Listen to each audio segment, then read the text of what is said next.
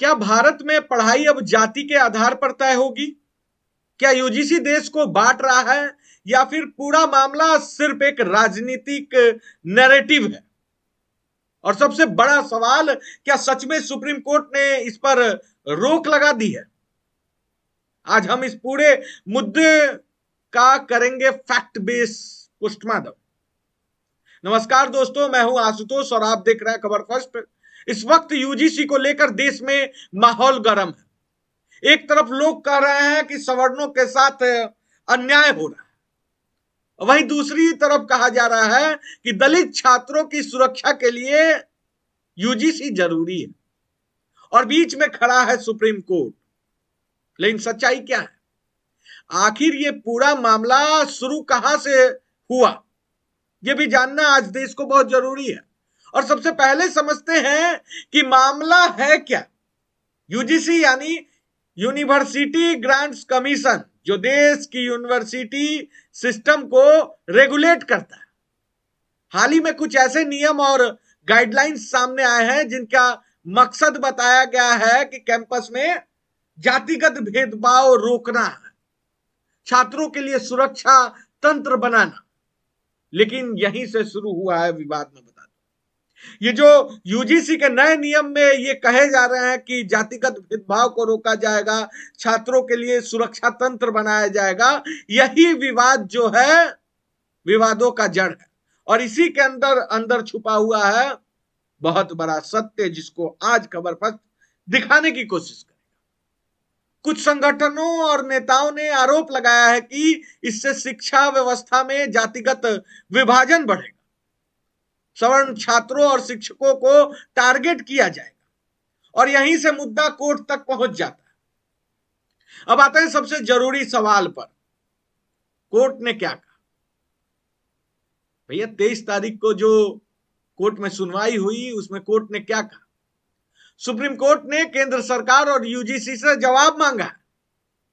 Supreme court ने कहा कि जवाब दीजिए, इस तरह की व्यवस्था नहीं हो चल सकती। मामले की गंभीरता को समझना पड़ेगा सरकार को, और जवाब जल्दी देना होगा, यह बात सुप्रीम कोर्ट ने कहा।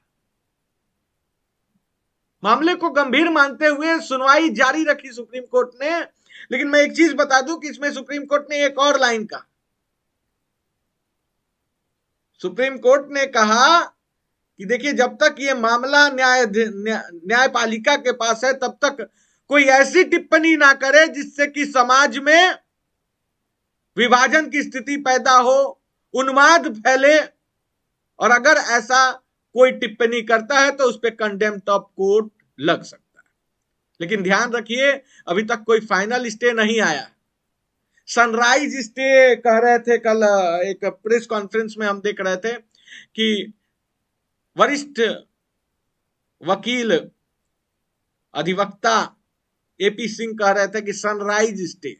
मैं बता दूं कि ऐसा कोई लीगल टर्म नहीं है, यानी मामला अभी निर्णयाधीन है, सब जुडिस है, और यही सबसे बड़ा फैक्ट है जिसे कई जगह गलत तरीके से पेश भी किया जा रहा है। मैं बता दूं कि इसी इंटरव्यू में एपी सिंह बोलते हैं कि भैया, अगर कोई भी यूजीसी को लेकर अगर बात भी करेगा लागू करने का, तो उस पर कंटेम्प्ट ऑफ कोर्ट लगा देंगे, उस पर वीडियो बनाएंगे और उस पर हम आपको बताएंगे कि क्या है कंटेम्प्ट ऑफ कोर्ट, कैसे लग सकता है, क्योंकि ये लेंथी वीडियो हो जाएगा थोड़ा, और हम चाहते हैं कि अपने दर्शकों को कम समय में वो सच पड़ोसे जो सच जानना बहुत जरूरी होता है। क्या सच में जाति के आधार पर पढ़ाई होगी अब? क्योंकि अगर यूजीसी लागू हो जाता है तो ये समाज दो हिस्से में बंट सकता है। तो क्या सच में जाति आधारित पढ़ाई होगी? अब सबसे बड़ा डर जो है, क्या यूनिवर्सिटी में जाति के आधार पर अलग अलग सिस्टम बनेगा? जैसे कि अलग हॉस्टल, अलग क्लास, अलग टीचर। अभी तक ऐसा कोई आधिकारिक प्रावधान सामने नहीं आया, लेकिन यूजीसी को लेकर जो अफवाह मार्केट में चल रहा है, उसको देखने के बाद, और वो जो सवर्णों में जो डर है, अगर उसको देखिएगा तो बहुत सारी चीजें आपको लगेगा कि अगर यूजीसी लागू होता है तो सवर्ण छात्र अब भारत में नहीं पढ़ सकते। इससे ब्रेन ड्रेन होने का डर हो जाएगा। लोग बाहर जाएंगे, पढ़ेंगे, वहीं पे वो रिसर्च करेंगे, वहीं के साइंटिस्ट बन जाएंगे और भारत खोखला होते चला जाएगा।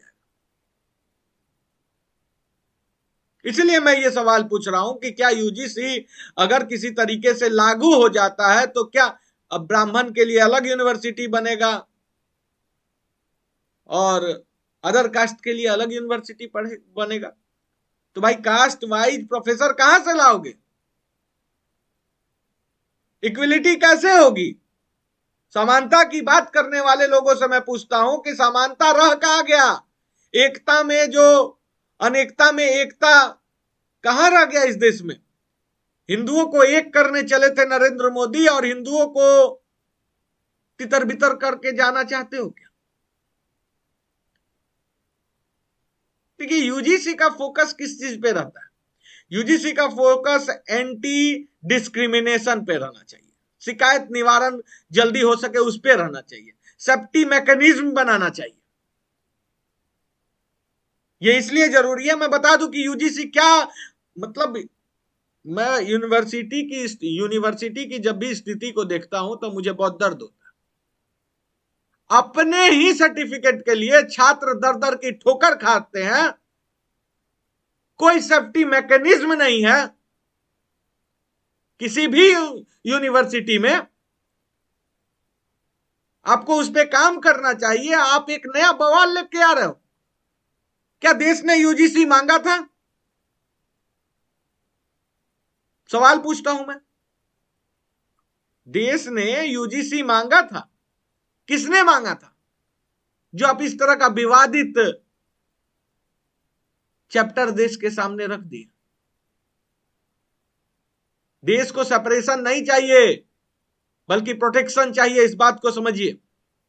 जनता के बीच डर क्या है और ये डर क्यों है ये मैं बताता हूं।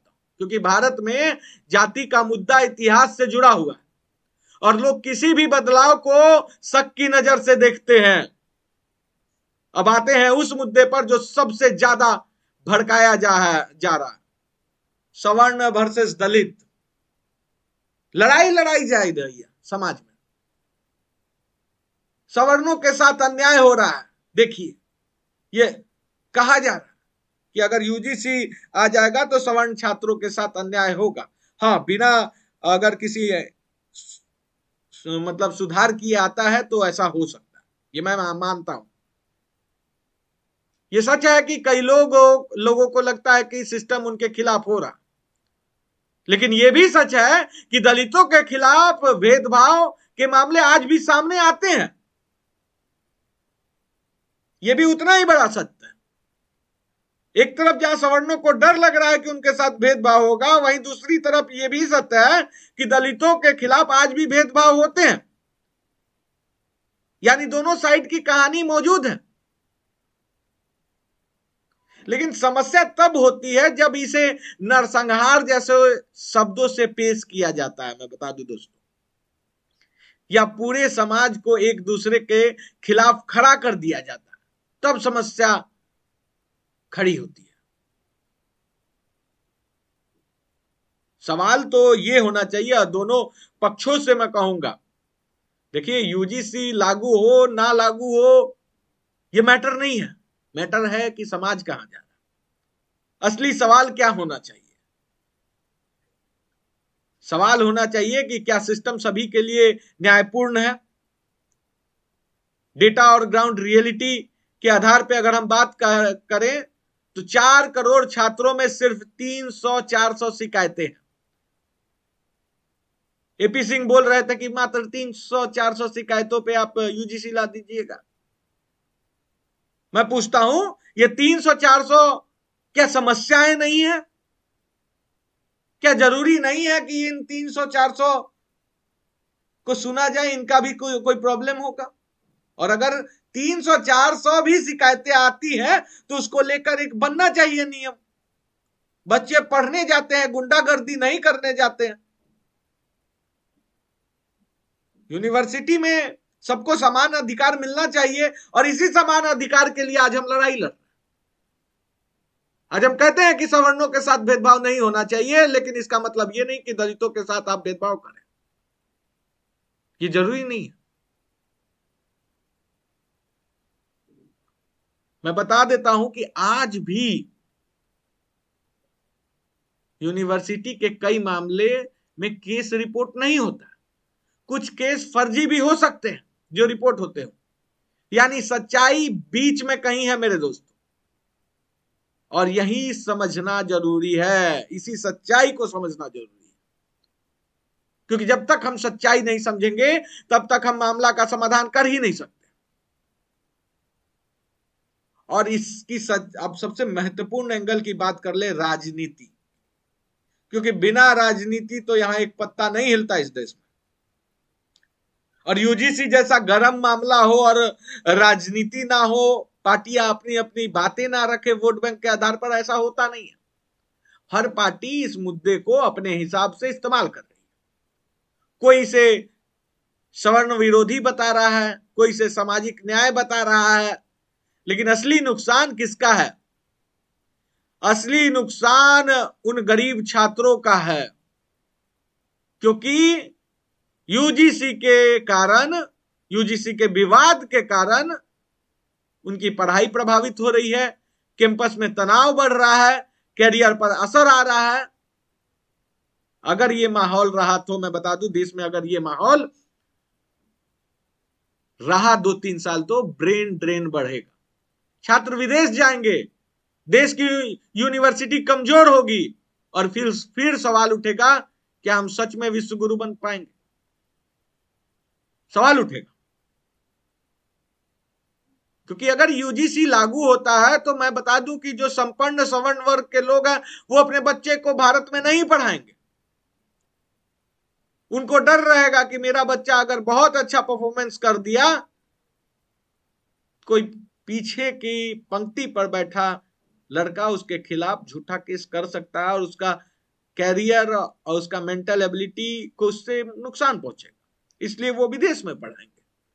शौक नहीं होगा, वो नून रोटी खाकर भी अपने बच्चे को बाहर भेजेंगे। तो क्या हम ऐसे विश्व गुरु बन पाएंगे? सवाल।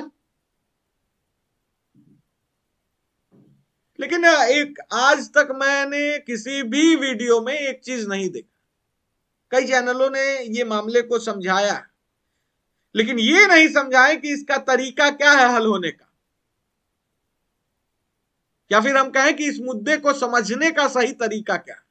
आज मैं आपको बताता हूं, सिर्फ 2 फॉर्मूला है, ना अंध समर्थन कीजिए ना अंध विरोध कीजिए, बल्कि 3 फॉर्मूले को समझिए। एफसीएल के तहत ये सॉल्व हो जाएगा। एफसीएल, यूजीसी को अगर सॉल्व करना है, देश को जलने से बचाना है, तो यही 3 फॉर्मूला है। FCL, fact, constitution plus logic. F for fact, C for constitution और एल फॉर लॉजिक। क्योंकि देश तब मजबूत होगा जब समाज बटेगा नहीं, जुड़ेगा, तभी जाकर देश मजबूत हो सकता है। नहीं तो बाहरी ताकत तो चाहती है कि देश बटे, हिंदू बटे, क्योंकि जब हिंदू बटेगा तभी ये कटेगा, ये सबको पता है। और हिंदुओं को बांटना सबसे आसान है, ये बात सभी लोग जानते हैं। हम जाति पे बट सकते हैं, हम सवर्ण दलित के नाम पर बट सकते हैं, एक दूसरे को काट सकते हैं। इससे आखिरी नुकसान किसका है, एक बार जरूर सोचिएगा। आखिरी नुकसान किसका है? आप क्या सोचते हैं?